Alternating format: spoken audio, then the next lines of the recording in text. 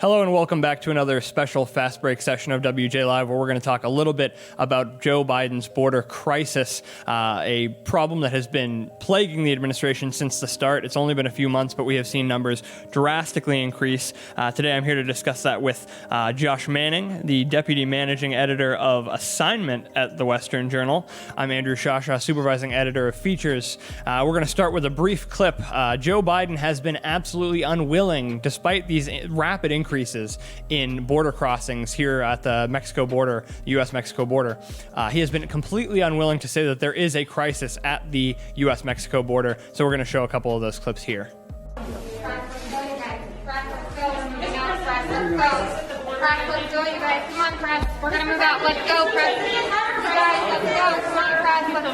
Come on, let's go. Crisis at the border, sir. Let's go, you guys. Come on. Come on, let's go. Did you receive a briefing about the border today?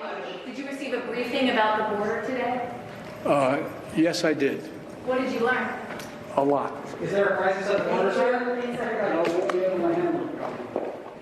Pretty staggering clips there, Josh. I mean, what is your opinion on that? Is there a crisis at the border? What does the data show us? Well, I don't know. I looked at the data and I learned a lot, too. What a flippant answer. Ridiculous. From the president. This truly is, this is at the point it's a humanitarian crisis, and the president's flippant response is that. I checked a couple of figures before we came on the air, Andrew, and the Border Patrol says that they've had 100,000 apprehensions in February. That's February alone. That's up from 78,000 in January. It's about a 29% increase from the time Biden took office. So the question is then, how's the Biden administration responding to it? Well, they don't seem to be responding to it. The president was hoping it would go away.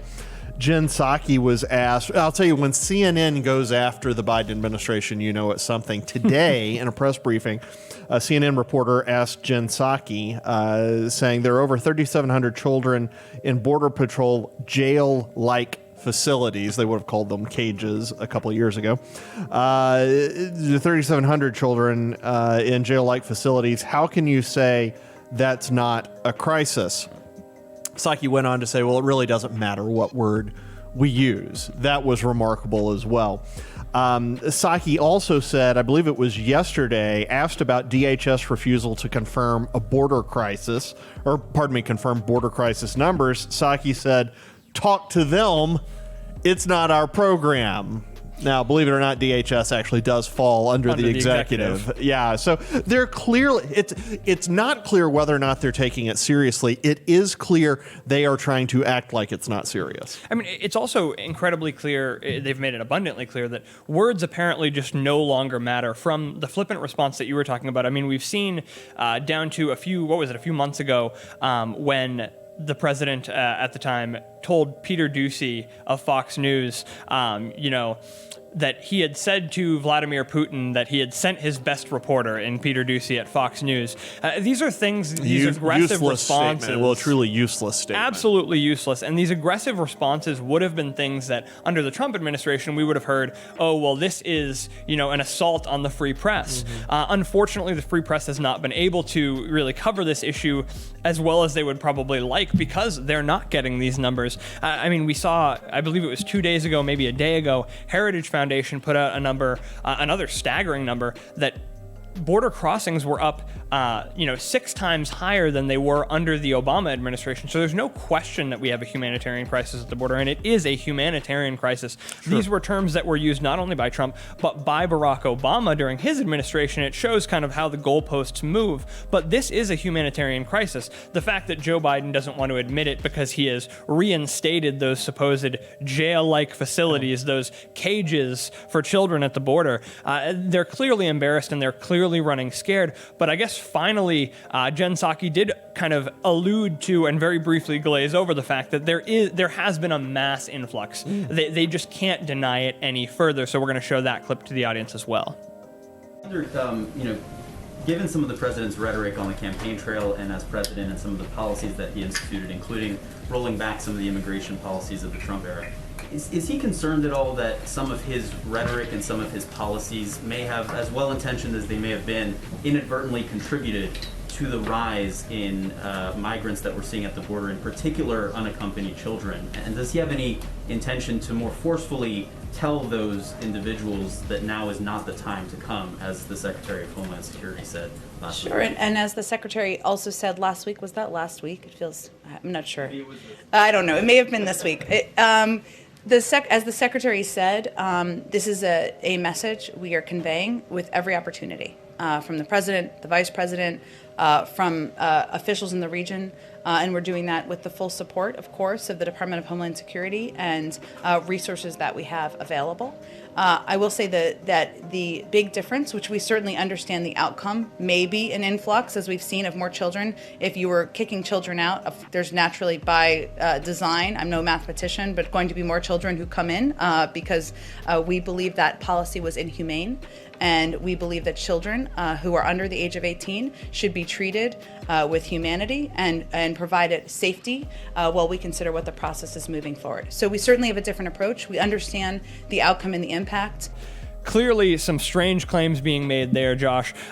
She would actually go on, Jen Psaki would go on to say that perhaps there was a messaging problem in the Biden administration and on the Biden campaign that has resulted in that influx that she just kind of said sure and glossed right over.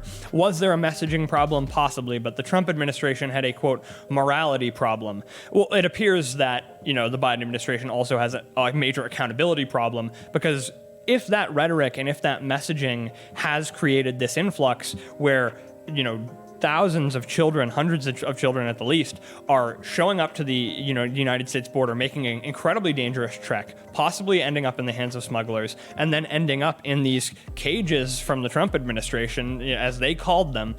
Clearly, that messaging is it's more than just messaging. They are accountable and they are responsible for this crisis. How do we get at that, and how do we kind of promote accountability for what they have caused at the southern border? Yeah, well, I think continual coverage of it, for one thing. And when even, we said this a second ago, when even CNN is hammering on this, that something big is going on. We all have smartphones with video cameras. There are a lot of people on the border who record what they see and upload it. There are a lot of people who tell their stories. There are local law enforcement officers, sheriffs who are talking about what's going on. I think we simply continue to cover it.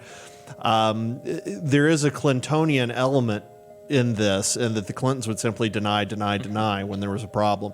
And I think that's what the Biden administration is trying to do, but turns out that the press, as wrong as they are about the moral implications of detaining minors, as wrong as the press is about that, they're sincerely wrong, and that means they cover it nonstop. Yeah. And so they care. Until they do care, yeah. And their assumptions are incorrect, but the assumptions are driving them to cover this, which is not good for the Biden administration.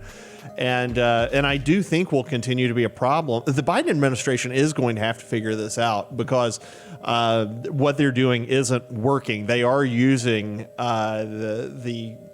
they were mislabeled as cages. The Obama administration originally came up with them. And then the Trump administration improved on them, and now, they're calling them jail-like.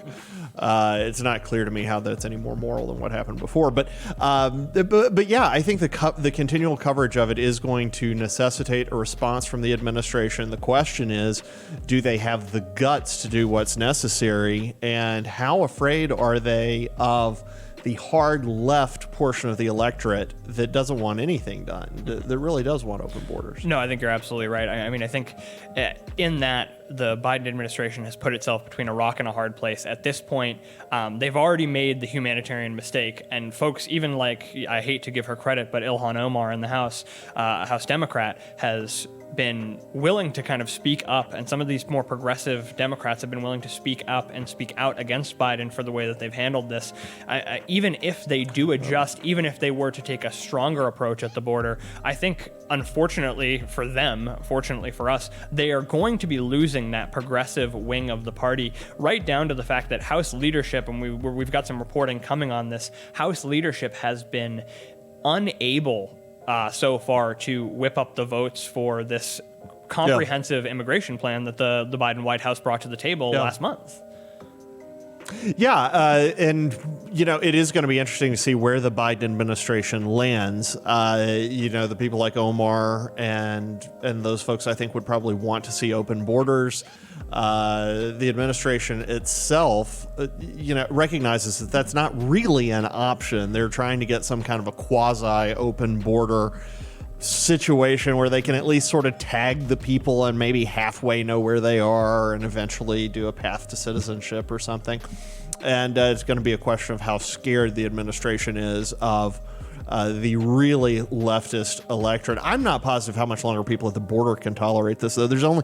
I read these stories and think, good Lord, how long is it until somebody goes out there and really does something very, very stupid because they recognize this as an invasion? And that's a scary thought, and it's one that the Biden administration could stop tomorrow if they wanted to, but they don't want to. Absolutely. And so for follow-up on all of those things, from the legislative package and the way that goes through Congress, to the crisis at the border and the way that American residents are going to be handling that, the way that the legislature is going to handle that, and the way that the Biden administration goes from here with the kind of progressive wing of the party, we'll be covering all of that at WJ Live on the Western Journal website. We'll be reporting more for all of our audience. Hey guys, did you know we have a podcast called WJ Live? The Western Journal's mission is to equip readers with the truth, and that's the same mission we have on WJ Live. You'll hear from writers, editors, and special guests on the most important topics of the day. You can watch us every day at 5 p.m. Eastern, 2 p.m. Pacific on youtube.com/WJ Live. While you're there, help us out by subscribing and hitting the bell so you don't miss any future episodes. See you there.